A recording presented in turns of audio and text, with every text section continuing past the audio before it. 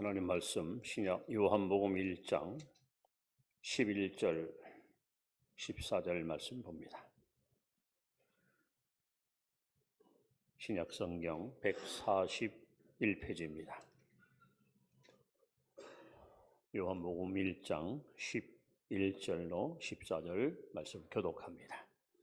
자기 땅에 오매 자기 백성이 영접하지 아니하였으나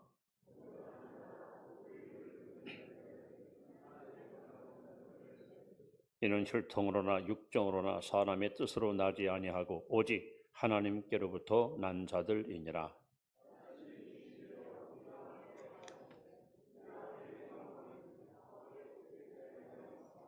너와 진리가 충만하더라. 아멘. 교회입니다. 주 안에서 늘 강건하시 바랍니다. 항상 믿음으로 승리하시 바랍니다.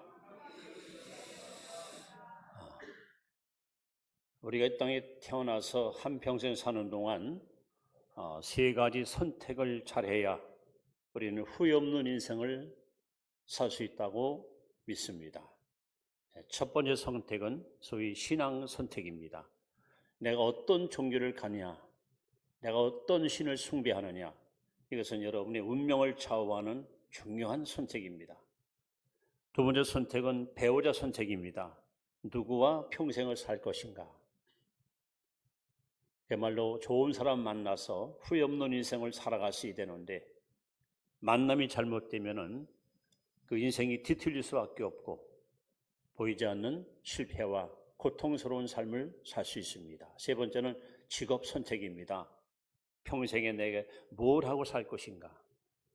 여러분이 가진 직업은 여러분 개인뿐 아니라 가족과 자녀들에게도 많은 영향을 줄 수 있기 때문에 직업 선택이야말로 상당히 신중하게 그리고 여러분의 재능을 따라서 잘 결정해야 될 줄 압니다. 자, 그런데 배우자 선택이나 직업 선택은 혹 실패해도 잘못 선택해도 돌이킬 기회가 주어지고 다시 시작하면 가능성이 있습니다. 그러나 신앙 선택은 아닙니다. 신앙 선택을 잘못하게 되면 그것은 현세뿐 아니라 내세에 가서도 구원이냐 멸망이냐 천국이냐 지옥이냐 여러분의 운명을 좌우하는 중요한 선택이기 때문에 그래서 우리는 신앙 선택만큼은 정말 지혜롭게 선택할 필요가 있다고 확신합니다.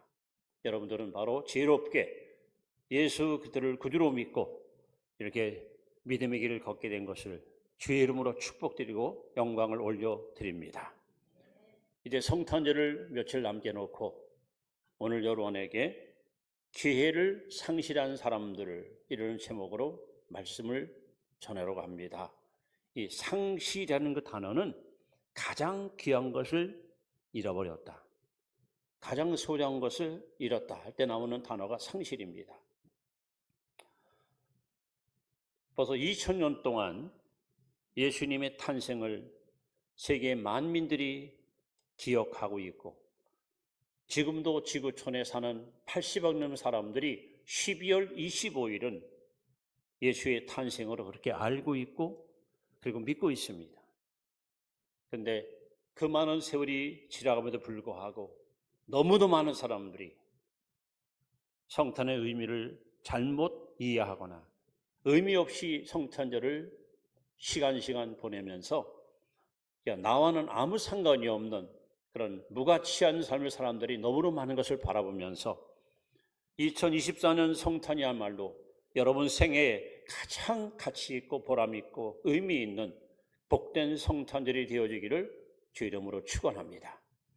그래서 오늘 성경에 등장하는 여러 사람 가운데서 소위 그 성탄의 기회를 상실하고 잃어버린 불행한 자들의 이야기를 통해서 우리가 영적 거울을 삼으려고 하는데 제일 먼저 우리 본문에 등장하는 자기 백성 요한복음 1장 11절을 여러분 다시 한번 본문을 찾아보십시다. 뭐라고 써 있습니까? 자, 읽습니다. 자기 땅에 오매 자기 백성이 영접하지 아니하였으나. 자, 예수님은 지구촌에 있는 여러 나라 가운데 이스라엘 땅에 오셨습니다. 이스라엘 땅. 여러분, 이스라엘은 누굽니까? 하나님은 믿음의 조상 아브라함을 택하시고 아브라함에게 놀라운 약속을 하셨습니다. 장차 내 씨로 말미암아 모든 민족이 복을 받으리라. 즉 아브라함을 통해서 메시아가 이 땅에 올 것을 예고하셨습니다. 그리고 이삭에게도, 야곱에게도, 요셉에게도, 모세에게도, 그리고 구약의 수많은 선자를 통해서 예수님이 이 땅에 오실 것을 약 460군데나 예언을 하셨습니다. 그래서 유대인들은 메시아가 이 땅에 오면은 우리를 침략하는 로마 군인들을 다 몰아내고 다윗 때와 같은 통일 왕국, 강대한 민족을 이끌 것을 기대하고 어쩌면 메시아를 고대했는데 예수님은 화려한 궁궐이나 높은 지위가 아닌 저 베들레헴 마구간에서 비천하게 태어나 나사렛 땅에서 목수일을 하며 살았기 때문에 유대인들은 나사렛 예수 하면서 예수님을 인정하지 않고 나중에는 급기야 그 예수를 십자가에 죽이라고까지 하는 엄청난 오류를 범하고 말았습니다. 언제 오실까 메시아가? 언제 와서 우리를 해방시킬까? 언제 와서 우리에게 참된 자유와 행복을 줄까? 모든 유대인들이 수백 년 동안, 수천 년 동안 학수고대하던 그 예수가 약속의 땅, 언약의 땅, 바로 이 가나안 땅에 오셨습니다. 그런데 자기 땅에 오매 자기 백성이 영접지 않았대. 안타깝게 그들은 이 구원의 은총을 잃어버리고 말았습니다. 언약의 백성, 약속의 자녀들을 불구하고 그들은 메시아를 배척하고 메시아를 거절했습니다. 왜 그랬을까요? 유대인들 마음속에 갖고 있는 편견 때문입니다. 유대인들은 한결같이 정치적인 메시아, 가장 강대한 나라를 세워서 온 세계 만방에 이스라엘 민족을 높여줄 이럴 메시아를 기대했지, 섬기러 오시고 낮은 자리에 오시고 철저하게 남에게 배척당하는 이런 메시아를 그들은 고대하지 않았습니다. 지금도 지구촌에 많은 사람들이 이 그릇된 편견 때문에 예수 그리스도를 구주로 인정하지 않거나 모시지 않고 살 시간이 흐르고 세월이 지나도 여전히 구원의 밖에, 방주 밖에서 의미 없는 인생을 사는 사람들이 이 지상에 얼마나 많은지 알 수 없습니다. 저는 이 말씀을 볼 때마다 참 마음 한켠이 안타깝고 섭섭한 마음을 가져요. 자기 땅에 오매, 그토록 기다렸던 메시아가 그 약속의 땅에 오매 자기 백성이 타민족이 아니야, 이방인이 아니라 자기 백성이 예수님을 영접하지 않았습니다. 이것이 바로 하나님의 은총을 상실했던 첫 번째 불행한 백성들의 모습입니다. 두 번째 기회를 상실하는 사람이 또 등장합니다. 이번에는 마태복음 2장 16절에 등장하는 헤롯 왕입니다. 같이 한번 읽습니다. 이에 헤롯이 박사들에게 속은 줄 알고 심히 노하여 사람을 보내어 베들레헴과 그 모든 지경 안에 있는 산의 아이를 박사들에게 자세히 알아본 그때를 기준하여 2살부터 그 아래로 다 죽이니.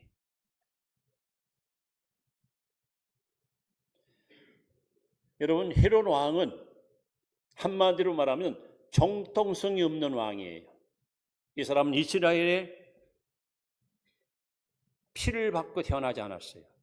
에돔 사람, 이돔의 사람입니다. 한마디로 로마 정부가 세우는 어용 임금입니다.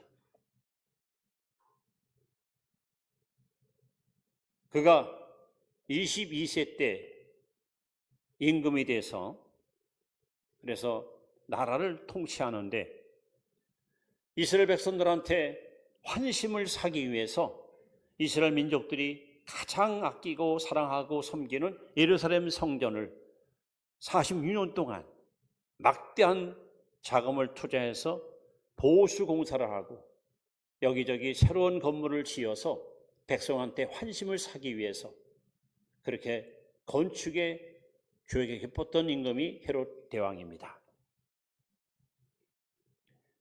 비록 로마 정부 위에서 보위에 올라서 왕이 됐지만 이 마음 한구석에는 항상 불안이 떠나지 않습니다. 왜? 이스라엘 백성들 모두가 다 메시아를 기다리는 거야. 우리의 왕이 올 것이다, 온다. 근데 어느 날 갑자기 상상했던 일들이 그만 현실화되고 말았습니다. 먼 수천리 길에서 박사들, 동방 박사가 셋이 예루살렘 성전에 찾아와 왕에게 찾아와 이스라엘 왕으로 나시는 게 어디 있습니까? 하는 이 한마디에 온 성안이 소동이 일어나고 헤롯 대왕은 올게 왔구나. 이제 이유대인들이 고대하던 진짜 왕이 왔으니 나는 어쩔 수 없이 보위를 잃겠구나. 그야말로 좌불안석입니다.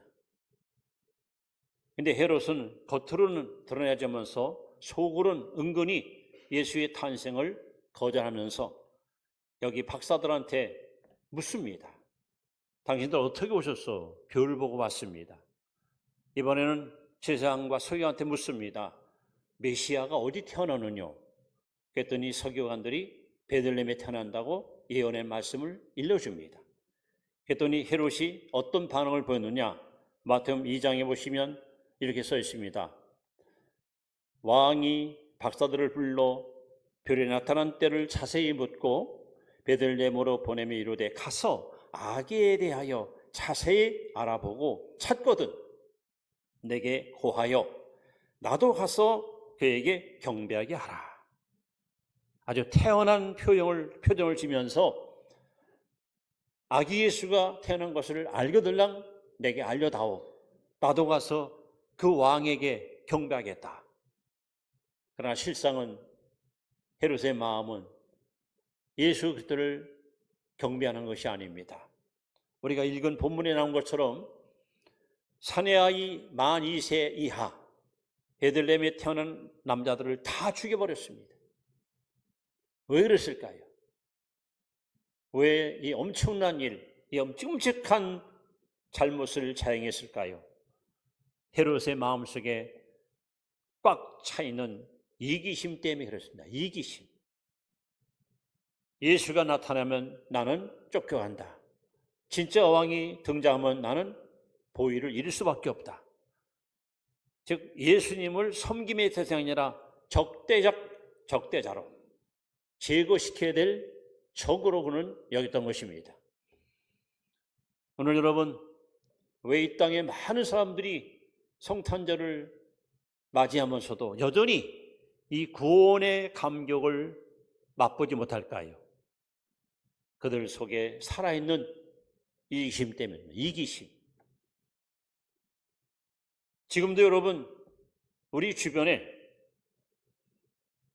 예수 믿으면, 교회 다니면 손해본다는 생각하는 사람들이 너무 많습니다. 일제적으로 시간 소매본다, 물질도 손해본다, 취미생활도 할 수 없다, 내가 좋아하는 어떤 기호도 못한다. 그래서 철저하게 주님을 거절하는 이런 이기심의 사람들이 너무도 많습니다. 심지어 어떤 사람들은 아내가 교회 생활을 열심히 잘하면은 그러면은 왠지 모르게 자기 부인을 예수한테 뺏겼다 생각해서 막 제동을 걸고 야 그렇게 열심히 교회 다닐 거 뭐이냐 주일날 가서 예배 한번 드리고 와 그것까지 허용할게 이런 식으로 심지어는 자녀들이 신앙생활을 열심히 잘하면 혹시 저놈이 하나님께 헌신하고 무슨 선교사 되겠다고 그래서 내 자식을 예수에게 뺏길까 봐 아이들로 하여금 교회를 못 가도록 방해하는 이런 사람들도 많이 있는 것을 봅니다. 오늘 헤롯의 마음속에는 예수님을 섬김의 대상 아니라 제거시킬 대상, 내 눈에서 사라질 존재. 그래서 그는 급기야 베들레헴의 사내 아이들을 다 죽이는 끔찍한 살육의 대명사로 성경에 기록하고 있습니다. 제가 성지순례 가서 그 베들레헴에 갔다가 아주 작은 해골, 전시에는 해골을 본 적이 있습니다. 2000년 전에 일어났던 끔찍한 그 현상이 오늘 그대로 박물관에 보는 것을 보면서 헤롯 왕이 얼마나 끔찍한 죄를 범했는가 하는 것을 확인할 수 있었습니다. 여러분, 오늘도 많은 사람들이 헤롯과 같이 마음의 이기심을 버리지 못한 채 이렇게 하나님을 섬기면 손해만 드는 생각, 뭔가 뺏긴다는 생각, 내가 원하는 것을 하지 못한다는 부정적인 생각 때문에 주님을 잃어버리고 사는 불행한 영혼들이 우리 주변에 얼마나 많은지 알 수 없습니다.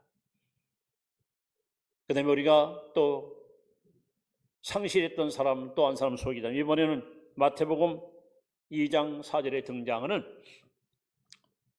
백성의 서기관입니다. 같이 읽습니다. 왕의 모든 대제사장과 백성의 서기관들을 모아 그리스도가 어디서 났겠느냐 물으니, 여기 성경에 써 있습니다. 백성의 서기관들. 이 사람들이 뭐하는 사람이지요? 이 사람들은 우리로 말하면 성경을 잘 보관하고 다시 그것을 번역하거나 이것을 다시 글에 써서 보존시키는, 그래서 성경의 만큼은 그야말로 타의 추종을 바랄 만큼 탁월한 성경 지식이 뛰어난 박사들입니다. 헤롯 왕이 이들을 불러놓고 야, 유대로 왕은 아씨가 어디서 나느냐 하고 물을 때 그들은 두말할 것도 없어요. 폐하, 미가서 5장 2절에 베들레헴에서 납니다. 장소를 정확히 알고 있었어요. 뭐 물어보자마자 즉석에서 예수님의 탄생 장소를 왕에게 구했던 사람이 바로 서기관들입니다. 그만 그들은 성경에 능통했고 하나님 말씀에 대한 지식이 풍부했던 사람들입니다. 그러나 그들이 메시아를 섬겼나요? 그러나 그들이 과연 예수님께 나아가서 그를 경배했나요? 머릿속에는 하나님 말씀이 꽉 차 있어서 탄생 장소까지 정확히 알고 있었지만 그들은 주님께 달려갈 발이 없었고 주님을 섬기는 손이 없었습니다. 이러한 사람을 가리켜서 야고보서 2장 26절에 이렇게 말씀합니다. 영혼 없는 몸이 죽은 것과 같이 행함이 없는 믿음은 죽었느니라. 오늘 교회 안에 서기관과 같이 영적으로 죽은 사람들이 많이 있습니다. 무슨 말씀을 얘기하면 다 알아요. 성경 너무 잘 알아요. 근데 머리에만 신앙이 있지 가슴에 혹은 행동으로 신앙이 드러나지 않습니다. 동방에서 박사들은 수천의 길을 마다 않고 메시아를 찾아와 그에게 경배드리건만 가장 가까운 곳에 있는 서기관들은 예수님의 탄생 장소 그리고 그분이 오셨다는 사실을 알면서도 한 사람도 메시아에게 찾아가서 그에게 경배하지 않았습니다. 저는 모태신앙입니다. 저는 성경을 몇 독을 돌파했습니다. 물어보세요. 저 성경 잘합니다. 여러분, 머리로 아는 지식 갖고는 안 됩니다. 야고보 2장에 보면 이런 말씀이 있어요. 너희가 하나님이 한 분지를 아느냐? 귀신도 안다 그랬어요. 귀신도. 다시 말하면 머리로 아는 신앙은 귀신의 신앙과 같다는 거예요.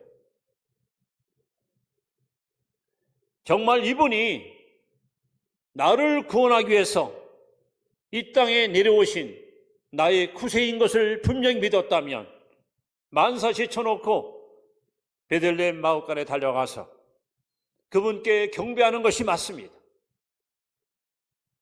그러나 백성의 서기관들은 백성을 모아놓고 말씀을 가르치고 율법을 지시하고 이렇게 살라고 늘 강조하면서도 막상 저들은 예수님께 달려갈 발도 없는 절름발이 신앙, 그말로 죽은 심령을 갖고 살았습니다. 결국 이 서기관들은 성경 어딜 봐도 예수를 구주로 믿고 구원받은 사람들이 등장하지 않습니다.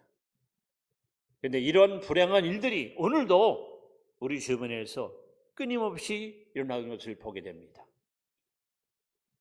여러분, 머리로 믿는 신앙 갖고 내가 성경을 많이 한다고 자랑하지 마십시오. 하나님께서 원하시는 신앙은 행동하는 신앙입니다. 실천하는 신앙입니다. 행함 없는 믿음은 죽은 믿음입니다.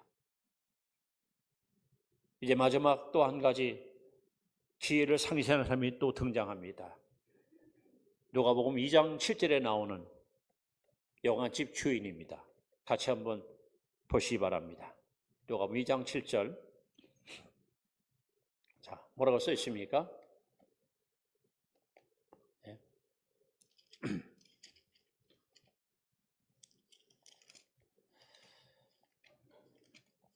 저는 이 말씀이 가장 가슴에 이렇게 써 있습니다. 2장 7절에 보시면 첫 아들을 낳아 같이 읽습니다. 첫 아들을 낳아 강보에 싸서 그 위에 뉘었으니 이는 여관에 있을 곳이 없습니다. 자, 로마의 황제가 자기가 통치하는 통치 국가의 백성의 수를 확인하기 위해서 호적을 다시 신고하라고 명을 내립니다.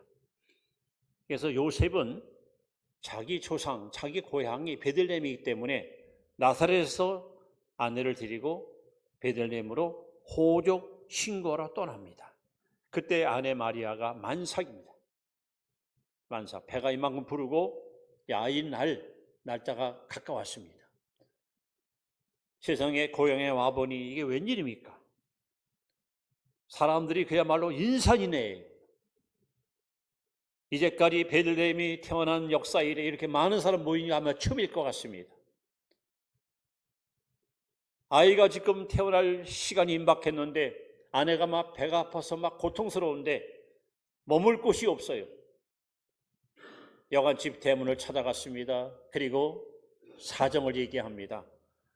그러나 여관집 주인은 지금 손님들이 막 꾸역꾸역 몰려와서 주모 방 없어?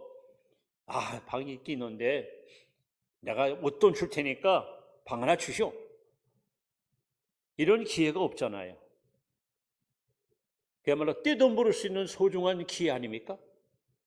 그런데 배가 남산방께 불러온 한 여자가 남편과 함께 다가와서 빈 방을 달라고 하는데 손님 받을 방은 있지만 비천한 이 마리아를 받을 방이 없어.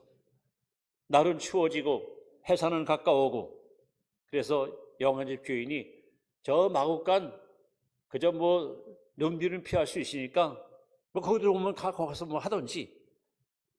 결국 예수 그리스도는 마구간 구유통에서 태어납니다. 오늘 성경을 이렇게 증언합니다. 영원에 있을 곳이 없다. 이게 얼마나 여러분 안타까운 일입니까?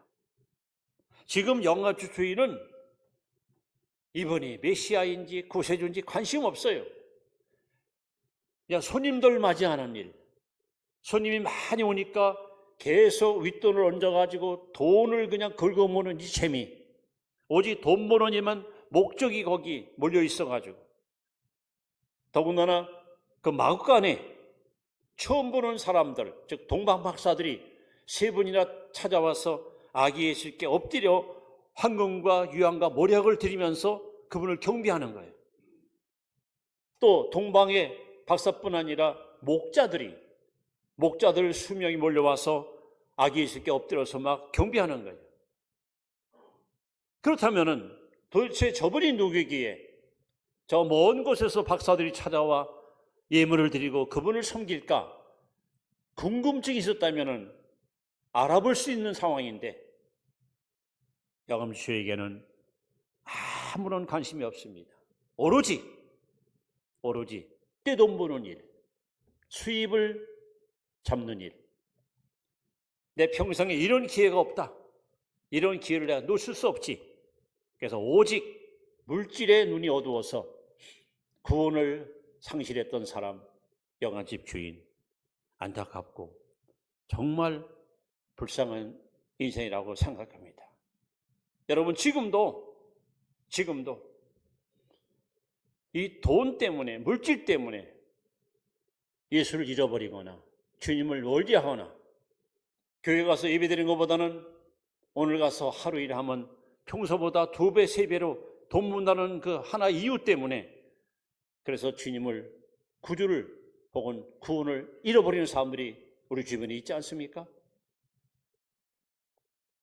이렇게 예수님이 탄생할 때에 성경에 기회를 상실하는 사람들 이야기가 자세히 기록됩니다. 왜 성경에 이들의 실패하기를 썼을까요? 왜 썼을까요?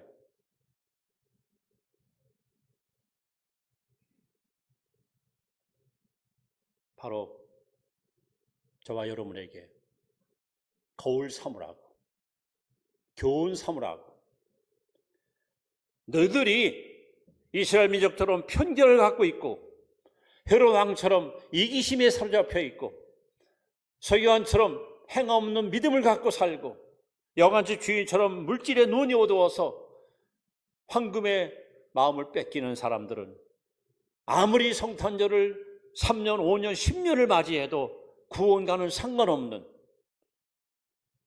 천국 갈 수 없는 가장 기회를 잃어버리는 자가 될 수 있다는 것을 우리에게 엄히 명하고 있고 우리에게 교훈하고 있습니다. 여러분, 러시아에 아이반이라는 황제가 있었습니다. 아주 선한 왕이었는데 이분은 저녁마다 평복으로 갈아입고 소위 민정 사찰을 나가요. 직접 내가 가서 백성들의 사는 모습을 좀 봐야겠다. 어느 날도 허름한 옷차림을 하고 해가 떨어지자마자 궁궐을 빠져나와서 이제 이 마을 저 마을 다닙니다. 근데 그날은 웬일인가 지나가는 과객입니다. 하룻밤 좀 묵고 갈 수 있습니까? 한 사람도 받아주지 않고 다 배척을 당합니다. 심지어는 어느 집 대문 앞에서 우리 말하면 그 식모 일하는 아줌마가 자순물을 갖다 올게 확 뿌리면서 재수없다고 하라고. 참 인심이 참 야박하구나. 날은 점점 어두워지고 깊어지고 배는 점점 고파지는데 어디가 하룻밤을 먹을까 하다가 좀 외진 시골 마을 한 은막집을 찾아갑니다. 갔더니 나이가 좀 제법 들은 남자가 며칠 전에 아이를 낳은 아내를 갖다 이렇게 보호하고 있는데 아주 초라한 집인데 하룻밤 묵고 갈 수 있습니까? 했더니 세상에 나보다 불쌍한 사람이 다 있다니 들어오시오. 그리고 손수 빵을 구워서 나그네를 대접을 하고 침대가 하나밖에 없는데 우리 바닥에서 잘 테니까 불편하도록 주무시오 하고 요를 깔아서 덮어주고 잠을 재우고 이튿날 그를 보냈습니다. 드디어 이튿날 아침 웬 마차가 행렬이 다가오더니 이리 오너라 합니다. 뛰어나갔더니 이번 황제가 그야말로 왕복을 입고 마차에서 내립니다. 가만히 보니까 어젯밤에 자기 집 와서 하룻밤 묵어갔던 그 허름한 나그네입니다. 폐하, 죽을 때 됐습니다. 아니요. 나는 이것저것 다니면서 사람들한테 어쩌면 무시를 당했는데 나를 따뜻하게 영접한 사람이 당신밖에 없었어.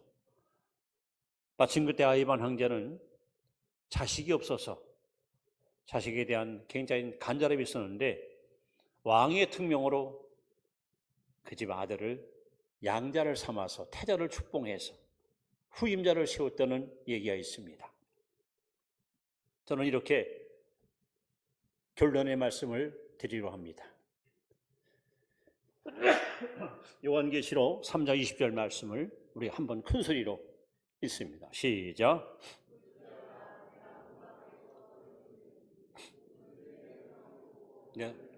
내가 그에게로 들어가 그와 더불어 먹고 나와 더불어 먹으리라.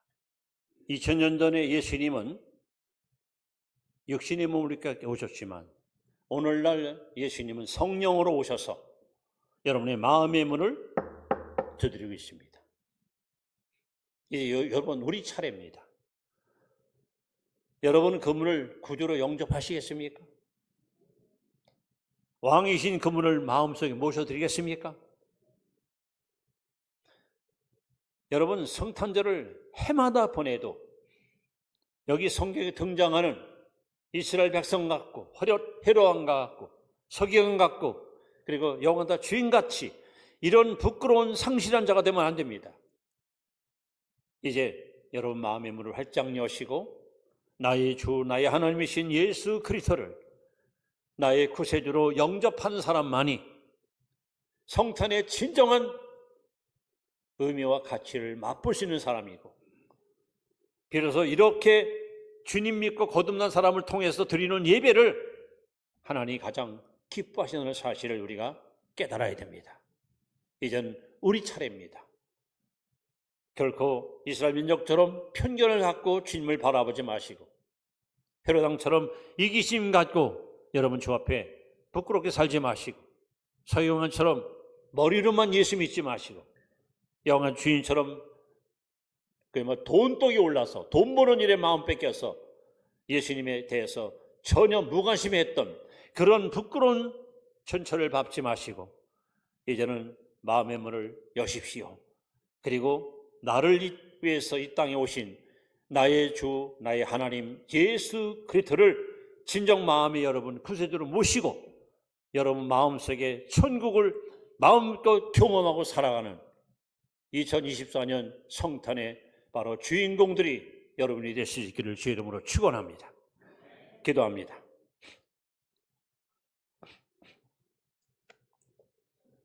보라 지금은